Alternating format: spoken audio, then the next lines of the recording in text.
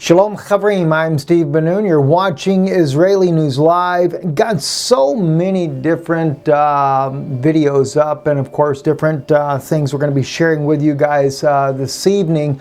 Right now you're watching here, this is courtesy of a good friend of mine over in China that sent me this video here. This is China actually building the Silk Road, the One Belt, One Road initiative. This is the high-speed train rail system that they're making, and it's done by an incredible machine that is able to lay out the tracks for this system at a remarkable speed. Everything is done by machine, other than just some hands kind of guiding little rubber pads and stuff as it goes.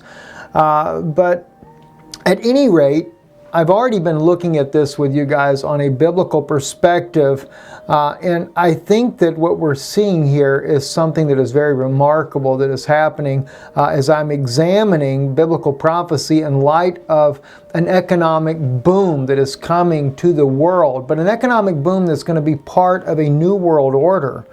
And this is something that a lot of people are not thinking about when we're looking at this economic boom, is that it is part of a new world order. In fact, when President Trump spoke about how that he would bring about, make America great again, this was something that a lot of us have overlooked, that yes, America will be great again, but how will it be great again? What will be the catalyst that will really drive the U.S. economy to become great once again? Now, when I say drive the economy, that doesn't necessarily translate into individuals having it good in America or any other part of the world for that matter.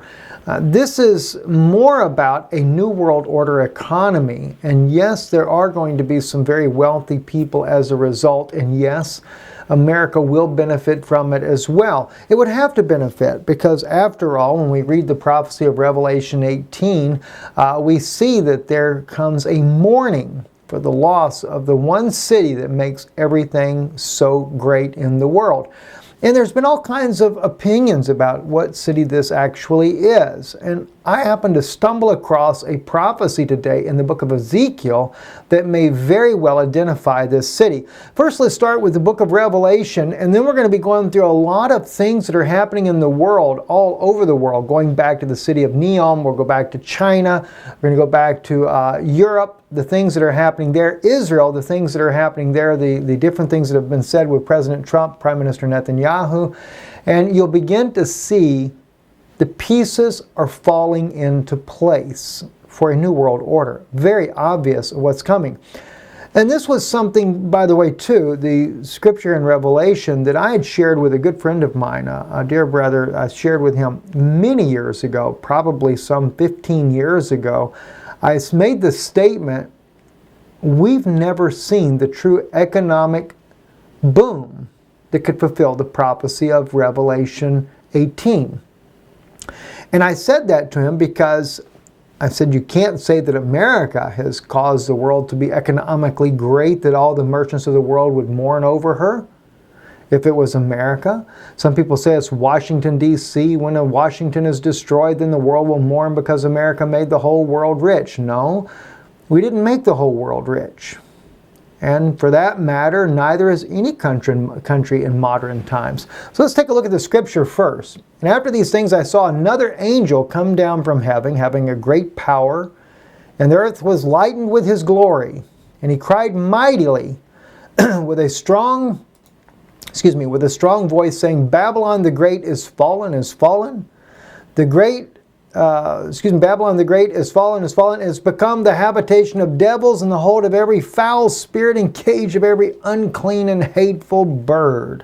For all nations have drunk of the wine of the wrath of her fornication. And the kings of the earth have committed fornication with her, and the merchants of the earth have waxed rich through the abundance of her delicacies. This is one reason why some people believe that Babylon represents the United States, because they say the whole world leaders have all flocked to the U.S. and they've all become wealthy as a result of the U.S. But the problem is we don't see that today. Now we're talking about a global economic powerhouse. Not just a select few. For example, America did help European leaders to become wealthy. They've helped some leaders in China to become wealthy by moving their businesses overseas. Japan, but African nations, South America, many of these other places never were made rich by America. Although the dollar has been all over the world because why? We just print it off and print it off and print it off. But anyway, bear with me for a moment if you would. And I heard another voice from heaven saying, Come out of her, my people, that you be not partakers of her sins, and that you receive not of her plagues. For her sins have reached unto heaven, and God hath remembered her iniquities. Reward her even as she rewarded you, double unto her, double according to her works. In the cup which she hath filled, filled to her double. How much she hath glorified herself and lived deliciously, so much torment and sorrow give her. For she saith in her heart, I sit a queen and am no widow, and shall see no sorrow. Therefore shall her plagues come in one day, death and mourning and famine, and she shall be utterly burned with fire. For strong is the Lord who judgeth her. And the kings of the earth who have committed fornication and lived deliciously with her shall bewail her and lament for her when they shall see the smoke of her burning, standing afar off. For the fear of her torment, saying, Alas, alas, that great city of Babylon, that mighty city, for in 1 hour is thy judgment come.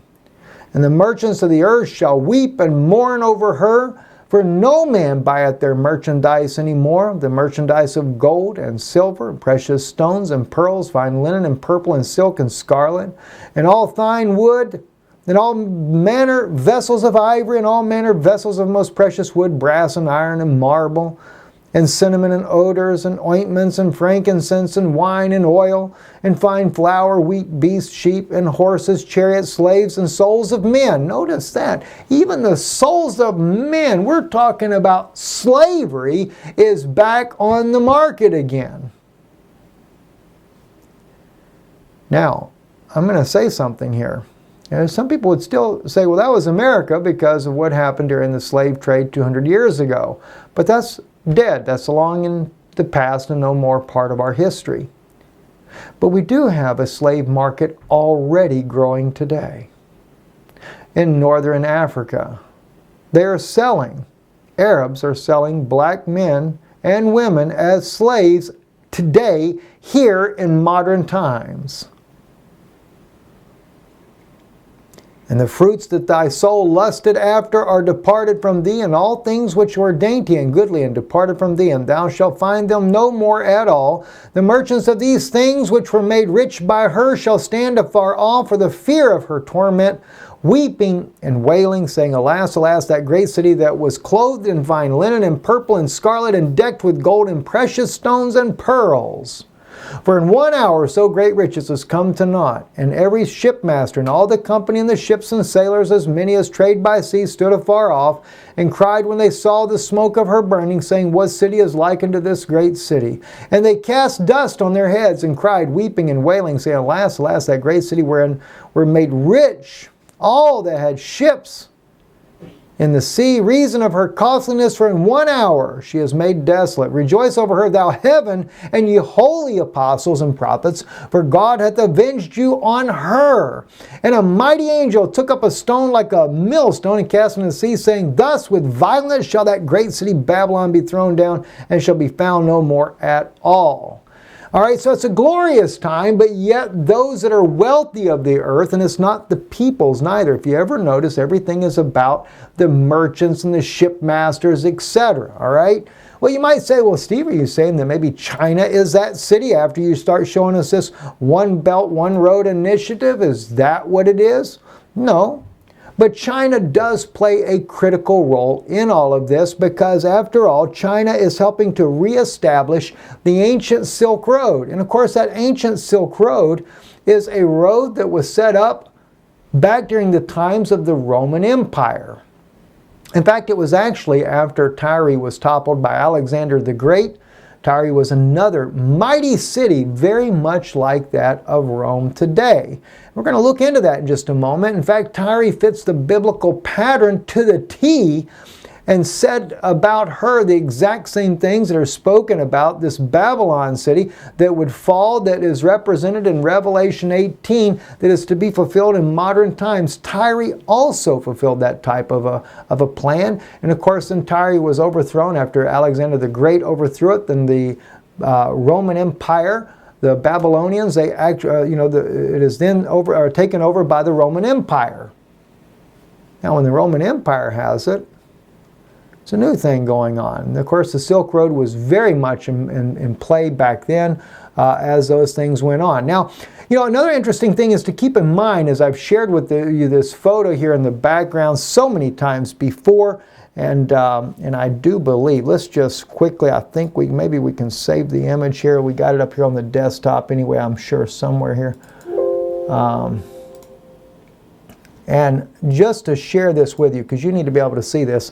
This is when Pope Francis, wearing his crown, is sitting there in Jerusalem in the upper room. And of course, he's doing the communion service. And as it is, all world leaders come to Rome. Now, hold the thought. I know, because there's many of you think that it's still the United States is Babylon, and the U.S. is Babylon, the daughter of Babylon, actually, by extension. So there is some truth to that. I don't want to just throw that ideology under the bus. There is truth in that being stated there.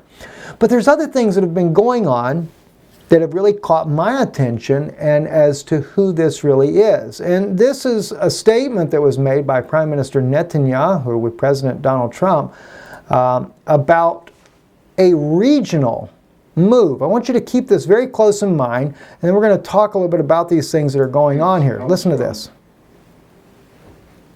A regional approach from involving our newfound Arab partners in the pursuit of a broader peace and peace with the Palestinians. And I greatly look forward to discussing this in detail with you, Mr. President, because I think that if we work together, we have a shot. And we have been discussing that, and it is something that is very different, hasn't been discussed before, and it's actually a much bigger deal, a much more important deal in a sense. It would take in many, many countries, and it would cover a very large territory. So I didn't know you were going to be mentioning that, but that's now that you did. I think it's a terrific thing, and I think we have some pretty good cooperation from people that in the past would never, ever have even thought about doing this. So we'll see how that works out. Okay? Now, from Town Hall, where's Katie? Speaking about then what Prime Minister Netanyahu spoke about, he spoke about a regional deal that is in the works. Now, this is back in 2017 when he was with President Trump. And of course, President Trump showing his support for Israel. But people don't really understand why this support for Israel has really started from the beginning. And I've stated over and over and over, if you watch what's happening, if you watch when President Trump said he was going to move the embassy to Jerusalem, when you saw Erdogan say that East Jerusalem should be the capital of the Palestinians, and that he would put his embassy there. China said they would also put their embassy in East Jerusalem. As I stated to you, every one of these nations, including every nation that's willing to put their capitals, or their embassies in West Jerusalem for the Israelis, these are all moves that are clearly a New World Order agenda, because after all, they are going to internationalize the city of Jerusalem, or the old city of Jerusalem, and the Vatican will get hegemony over the old city. But what's happening in the New World Order, if you remember, there is to be a divide up of the world into 10 regions.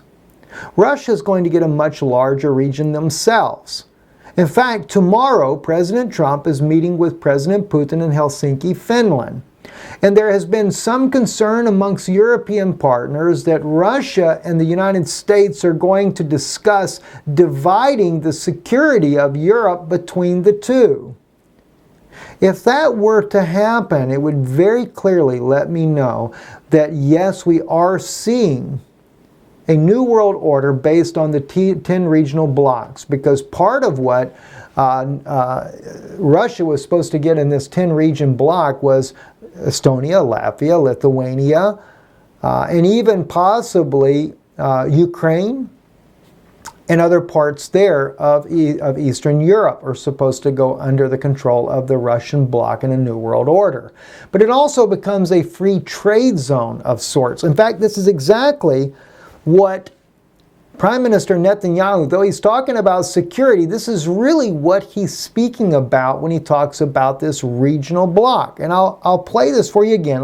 Let's make sure that we can actually, I want to make sure that my volumes are high enough because it does seem a bit weak on the volume there. But I want you to be able to hear this. Let's back it up. Let's play what Prime Minister Netanyahu says one more time. Just what he says is what I want to cover here. New ways, new ideas on how to reinstate them and how to move peace forward. And I believe that the great opportunity for peace comes from a regional approach, from involving our newfound Arab partners in the pursuit of a broader peace and peace with the Palestinians. From a regional approach with our newfound Arab partners. This is what's supposed to bring about peace.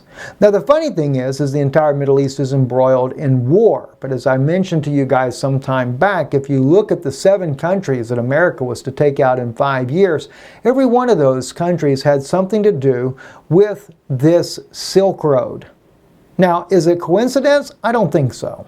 I think there is a reason for every one of these countries to have a regime change. And of course, Iran is still on the list because Iran, of course, is right in the axis of the Silk Road Initiative to begin with. But when Prime Minister Netanyahu spoke about a regional move, there's something that you have to really take seriously into consideration to understand what he's speaking about. Saudi Arabia's tech utopia NEOM will have to reinvent the rules to succeed. All right, this is an article that that I haven't shared this with you before, but it's just an article about the city of NEOM. Then, of course, the city of NEOM being a city-state, it will be the 4th city-state on the planet Earth. We have 3 city-states that have pretty much dominated the world economically, and that has been DC city-state, London city-state, and of course Vatican city-state that has really held the economics of the world. But NEOM is going to join that community, and it's going to be a city-state as well. But what a lot of people are not aware of about NEOM, even though it's going to be a city-state in Saudi Arabia, have its own laws, rules, and regulations, etc., they are working to make this a tri-city state. The gigantic city project called NEOM, Saudi Arabia might recognize Israel because of the NEOM project. All right, now this is back in October 29th of 2017. The $500 billion initiative to build a tri-city at the Saudi-Egyptian-Jordanian border in the Gulf of Aqaba will more than likely lead to Riyadh recognizing Israel and integrating Tel Aviv into the project. Again, it is a free trade zone. This is kind of like we saw with NAFTA in the United States when the borders got opened up there. This is what we've seen with the European Union. If you think about it, in fact, the European Union was probably one of the first ones to actually do this free trade zone across the European Union. That was under the guise or the guidance of the Pope of Rome. So do you think it's something new that China has come up with this Silk Road Initiative? They're just making it look like that China is the brainchild of all of this, but China is not the brainchild. It was actually a European that was the brainchild of reestablishing the Silk Road long before President Xi Jinping did, but yet nonetheless they are using China to help initiate this and to pay for this to get the road built. Kind of like when Trump says he's going to have a wall built on the southern border of the United States and have Mexico pay for it. Anyway, in the meantime, they're trying to destroy nationalism because a New World Order cannot function with nationalism.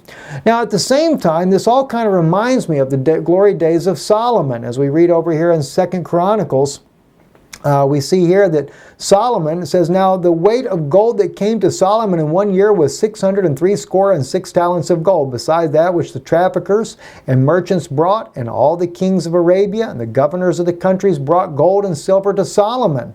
And the king Solomon made 200 targets of beaten gold, 600 shekels of beaten gold, and went to one target, 300 shields of beaten gold, etc., etc. But the thing is, if you notice the merchants, and he even goes into the shipmasters and everything else that Solomon had. Now, am I saying that Israel is going to be that city that is spoken of about this Babylonian city that is going to come to naught? No. But it was in the glory days of Israel that all these treasures were coming into Israel under King Solomon, who was a true righteous king. Now, he did get wayward later in his life, but what's interesting, though, is the fact that the Vatican has so much interest in Israel and taking over the seat of Israel, as I shared with you the very photo here, when we see that Pope Francis actually really kind of broke ranks there and did the upper room, drank the wine in the upper room, and of course now had taken over the upper room completely. He became the king of Israel. Not only king of Israel, he became king of the world. Isn't it kind of interesting that we now have in the United States a predominantly Catholic Congress? We now, if it works out with President Trump's new initiative, with his latest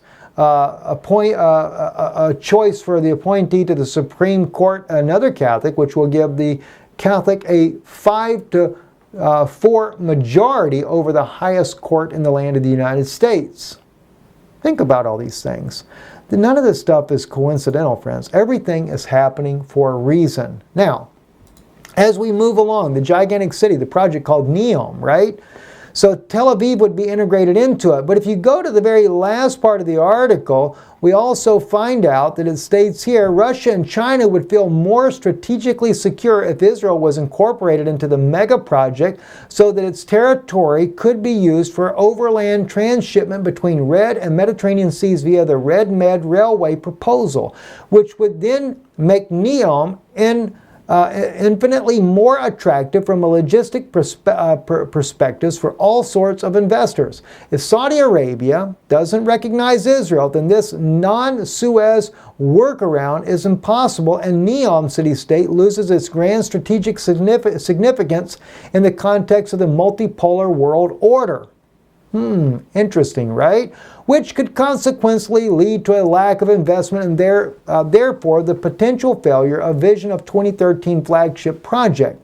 As such, due to the economic strategic imperatives associated with Neom, as well as the geopolitical paradigm shifts taking place in Saudi Arabia, Riyadh will probably recognize Israel in the coming future in order to guarantee that its city-state initiative succeeds and ultimately transitions the kingdom away from its oil exporting dependency. You know, this is clearly what they're coming into. And of course, noticing that Russia and China are also needing Israel to join in, and I consider that, again, another regional bloc, and they call it they're calling it a world order as well, a multipolar world order. Now, the multipolar world order kind of reminds you that we're now merging the different belief systems and religious systems of the world. Another vision of the Vatican itself is that exact ideology. This is why the Vatican has been pushing to move black people from Africa into Europe, and also moving the Arabic peoples into Europe as well, to make it a more culturally rich area, you might call it. Very, very strange how all this is working, correct? Now, the ancient Silk Road, as you can see by the map here on the screen and behind you here, this was the way trade was done 2,000 plus years ago. And of course, as you can notice here, Lebanon, right here where Tyre is, this was now the Roman Empire, is where that road stopped at, but then it was picked up by ship trading routes, and the merchandise was then transported all along the Mediterranean coast of Greece and Italy, etc. They don't show that part, but that's what the ancient Silk Road looked like back in those days there. Now, a very interesting thing though, we kind of have to understand then, well, how do we put this, how do we identify the very city that would be fulfilling the scripture of Revelation 18, especially as we're seeing that there is being put into place globally a new world order, an economic system to power this new world order, and such a system that will make a lot of people very wealthy, including Americans. And by the way, the Silk Road does traverse into the South America, Central America, the United States, etc. They're not going to be left out in this, and this is one reason why President Trump is working on this. Now, interestingly enough, back in the ancient times, the Roman Empire, who also helped the Silk Road to really become a viable tool, it's no different than that then as it would be today. This was an article called Diplomacy. It's actually the Vatican Insider is the one that wrote the article, Diplomacy of Art, Exchange of Works between the Vatican and Beijing. When we get into the article, they speak about the Silk Road and how that the Vatican has been working to reestablish their relationships with Beijing and to make things work together. And they had to do this. In fact, the Vatican has been working with Beijing for a lot longer than you could possibly imagine. But what was interesting, and I shared this in a broadcast with you guys a little while back, was at the very end of this, Maestro Jan made this statement here about the Silk Road and the Vatican's involvement. He said, the dialogue between us is possible and inevitable because of our common sense of goodness. In the 21st century, the extraordinary plan to build a solid bridge of dialogue between Beijing and the Vatican will make the Silk Road shine once again. May friendship, peace, reign in the world. You know, it reminds me when the Bible says, when they say to you there is peace and safety, don't even believe it. But the very man, Maestro Jan from Beijing, said that the Vatican, their dialogue, this will make the Silk Road shine once again. China knew that it is critical to have the Vatican involved because, after all, the Vatican controls all the Western Hemisphere. The Vatican controls the Sunni nations in the Arab world. They control the United States, the European Union, all the countries that are already developed countries, as well as all of South America, Africa. The Vatican has a very far-reaching hand. And then for China to be able to truly be able to do business with the world and for their road that they're building to become a success, they need the Vatican's hand in doing so. Which kind of brings us to go back to Tyre to see how does this play out when we're looking at the situations, again, the situation of Revelation 18 and Babylon referring to modern day Rome today. And could this also have something to do with the location of Israel? Will the Vatican actually end up moving their headquarters to Israel when they take over the old city of Jerusalem? Possible. I don't know the answer to that for sure, but it's possible. In Ezekiel chapter 27, we read this here. Moreover, the word of the Lord came to me, saying, And thou, son of man, take up a lamentation for Tyre. Tyre, by the way, was in Lebanon, right? It was, like I said, it was the great economic powerhouse of their day 2,300 years ago. And say unto Tyre that dwelt at the entry of the sea, that is the merchant of the peoples into many isles, Thus saith the Lord God, Thou, O Tyre, hast said, I am perfect beauty. Thy borders in the heart of the seas, thy builders have perfected thy beauty. O cypress trees from Senir have they fashioned all thy planks, they have taken cedars from Lebanon to make mast for thee. Of the oaks of Bashan have they made thine oars, thy deck have they made of ivory, and laid and enlarged them from the isles of the Kittites. Of fine linen, which richly woven work from Egypt, was thy sail, that it might be to thee for an ensign. Blue and purple from the isles of Elisha was thine awning. The inhabitants of Sidon arrived, were thy rowers. Thy wise men of Tyre were in thee. They were thy pilots. Now, as you move on down through the scripture here, Persia and Lud were in thine army. The men of Arvad and Helek were upon thy walls round about. Okay. Tarshish was thy merchant by reason of the multitude of all kinds of riches with silver, iron, tin, and lead. They traded for thy wares. Javan, Tubal, and Meshach, they were thy traffickers. They traded the persons of what? men vessels, and brass for thy merchandise. Once again, slave trade. They of the house of Togarmah traded for thy wares of horses. The men of Dedan were thy traffickers. Many isles were the mart of thy hand. They brought thee as a tribute horns of ivory and ebony, just like in Revelation, ivory once again. Aram was thy merchant by reason of the multitude of thy wealth. And I am skipping some of the places in here, okay? So only for the sake of time, all right? They traded for thy wares with carbuncles, purple, rich, woven work, and fine linen, and coral rubies. Judah and the land of Israel, they were thy traffickers. They traded for thy merchandise wheat and minneth and balsam and honey and oil and balm. Damascus was thy merchant for the multitude of thy wealth, by reason and multitude of all riches, with the wine of Helbon and white wool. And it goes on and on and on about everything that they had and what they had gotten and all the different places that they traveled. Even Arabia, the princes of Kedar, merchants of the hand of the lambs and rams and goats, and these were thy merchants, the traffickers of Sheba and Ramah. But then what happens to Tyre? All the riches and the wealth of the world, rich apparel, bound with cords of cedar, lined among thy merchandise. The ships of Tarshish, see, shipmasters as well, right? Thy rowers, thy riches and thy wares, thy merchandise and thy mariners and thy pilots, thy caulkers, the exchangers of the merchandise, and all thy men of war that are in thee, with all thy company which is in the midst of thee, shall fall into the heart of the seas in the day of thy ruin. At the sound of the cry of the pilots of the waves shall shake.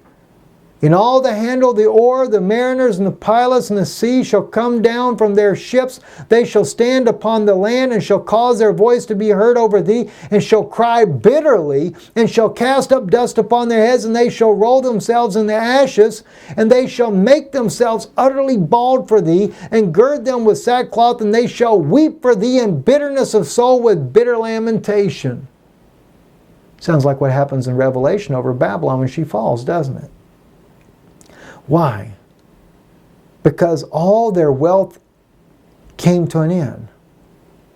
It comes to an end. Now that thou art broken by the seas and the depths of the waters, and thy merchandise, and all thy company are fallen in the midst of thee. All the inhabitants of the isles are appalled at thee. Their kings are horribly afraid. They are troubled in their countenance. See? Because the merchants among the peoples hiss at thee, thou art become a terror, and never shalt be any more.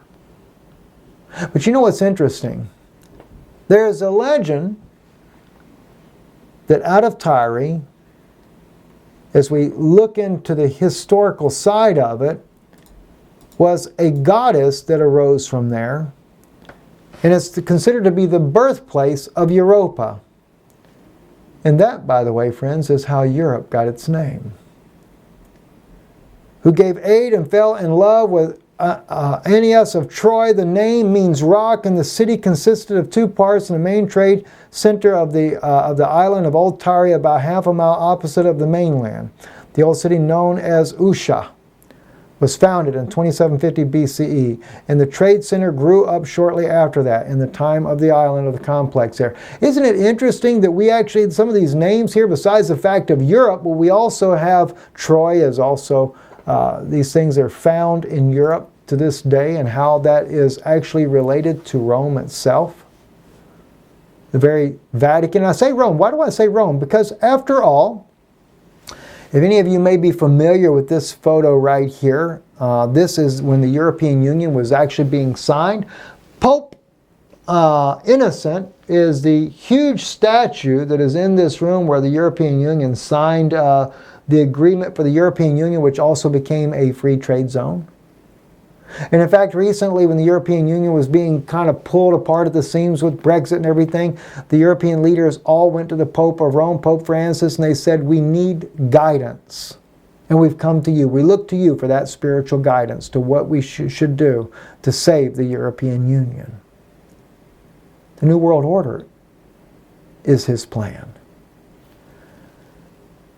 But Europe, as I said, gets its name from Europa, which is the birthplace of Tyre, and of course also the birthplace of the great economic upheaval for Tyre comes from Europa. according to their legends. So isn't it kind of odd that the head of the European Union, which is the Vatican, is also helping to make, as the Chinese say, the Silk Road to glow? It's interesting how these things play out. And as I'm looking at what's going on in the world today, I can't help but believe we're fixing to see biblical prophecy. Biblical prophecy fulfilled in ways that we've never thought about. And I don't know about you guys, but we're coming into a very serious hour. I'm just starting to break the surface of all this. And we want to share more and more with you guys. I trust it's been a blessing for you this evening to look at this from a biblical perspective, what's happening in the world today. And by the way, I do believe that the Vatican, of course, is going to make a stronghold there in Israel in the very coming future. But we can see, too, that the leaders of Israel, no different than the leaders of America or the leaders of Europe or the leaders of any other nation in the world, they are all working together to go to a new world order. This is why I say the very evangelical community that is giving advice to President Trump, they are there to help make sure you as a Christian people follow in suit with this new world order. The clergy response team, that's their job. And if you don't go along with the new world order when it comes, that's what the FEMA camps are for. That's where you'll be taken next. But there are people like myself out there that are trying to warn the world of the dangers of what we're headed to. We're headed to a very dangerous time. Your help in keeping us going and keeping this message alive is greatly appreciated. And I can't even stress enough to you how much that means to us. You know, I'm really faced with a tremendous task ahead. Even the setting up the meetings around the United States we're working on one in Oregon as well. In fact, L.A. Marzulli may speak with us there in Oregon. Hopefully we're looking at setting up with L.A. Marzulli at the latter part of September or October, waiting for L.A. to let us know what will be more conducive for his schedule as well. We are also be working this week with some friends up in just outside of Nashville, Tennessee. We're setting up a meeting there. So we're working on it, but everything is costly to prepare for these meetings as well. We have to pay for these things up front. You know, I know that the people that come will help as far as in a love offering, but we don't want to charge for the meetings because we realize some people don't have the means to be able to help. It's just not the way God blessed them, but they would like to come. So therefore we want that to be open for those that would like to come and don't have any other way to do it. And then we trust God will take care of the rest. But anyway, if you would like to help in supporting the work, please do so. Our mailing address here on the screen, Danoon Institute, 8297 Champions Gate Boulevard, number 442, Champions Gate, Florida. That's 33896 is the zip code. Also, you can give online if you feel led that way, IsraeliNewsLive.org or .co.il. Either way, it'll bring you to our website, and you can support the work there. We're just living, though, in a very tough time, guys. Very tough time. And it's troubling to me to see the way this world is going. And not to mention, I have been reeling here for the last 2 weeks over the things that I'm going to be sharing with you in person. We'll be going very deep. In fact, today I mentioned this issue about Prime Minister Netanyahu. Now, this is what I was told by a good friend of his as far as, you know, who he really actually is, which would make sense. It would make sense. I can't confirm that personally.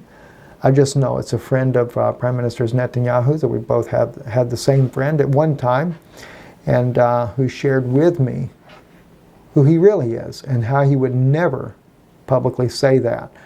But it makes sense how the Vatican can have that kind of control in Israel. In fact, I've also discovered recently that practically every single leader of Israel were Jesuits to begin with. Might give us a new meaning when it says those that say they are Jews and are not. My wife often refers to it as Israel has been hijacked. And it's not the Israeli people. The Israeli people are good people. And the Israeli people are there to see the coming of the Messiah. And I believe that that is very, very near at hand. In fact, I got a friend of mine sent me a interesting video, Brother Clausen, about from Rabbi Glazerson. He's done a second Torah code, also showing that Moses and Elijah would actually be coming. I think it's interesting, especially for Jews, to recognize that Moses and Elijah would come together. That in itself is an amazing insight. I'm Steve Benoon with Israeli News Live. Kind of a prophetic segment today. Trust it's a blessing to you. And again, that reminds me, don't want to forget this. Let me put it up here for you. I do have this back here as well. And that is the conference meeting here in Orlando. If you want to attend, please let me know. I'm sure for about the next week and a half, we will probably have room for those that need to make last-minute decisions, but I do need to hear from you. The Orlando conference is August the 4th, 2018 from 6 to 10 p.m. It's only a one-day conference. Sorry it can't be longer, but it's really to get the information to you. It's at Embassy Suites in Orlando North, Ultimate Springs, Florida. The hotel number is 407-834-2400 if in the event you want to book directly with the hotel or use, it's off season down here anyway, so you don't have to book directly with the hotel if it's cheaper for you to use one of these services that people use, hotels.com or something like that. Whichever way makes it easier, you just need to know where the hotel was located at. Please do so. But if you want to actually be a part of the meeting, I have to know you're coming and the number that is coming with you if you're coming in a group or husband and wife, whatever the case may be. You can email me. My name, Stephen, S-T-E-V-E-N, Benoon, B-E-N-N-U-N @gmail.com. Keep in mind, I get about 600 emails a day. And so the best thing, if you could, is to put in the description Orlando Conference. That way I can just kind of do a search. It'll pull up all those emails that are people that are wanting to come to the conference there, and I can add you to the list there. So we've already created a list. We have it going on. If you put your full name in there, I'll put your full name down on the list. If not, I put your email down with whatever name that I get in the list there, so that we can keep up with how many people are coming, because we are limited to 100 people. And we may go over that, we may not. You know, it's hard to say as of right now. I figure we're going to be pretty close to full capacity, but we'll see as that time draws near. And like I said, don't forget to please let us know via email. If you email us via our website, IsraeliNewsLive.org, you can do that as well.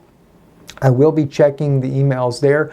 I am responding to each person that emails me that you have been confirmed. So if you've not been confirmed, don't worry, we're not full up yet. Maybe I just missed your email, or maybe you sent it to the wrong email address, or maybe it's in my spam folder and I didn't think to check there. So I will check spam as well, just in case you have emailed in that area as well. Shalom, shalom. Blessings to you all. We love you dearly, and God bless you, and good night. Thank you, moderators, for being so kind to help us with the people that are watching tonight, so that everyone has a pleasant experience. And we do thank you, and blessings to you as well.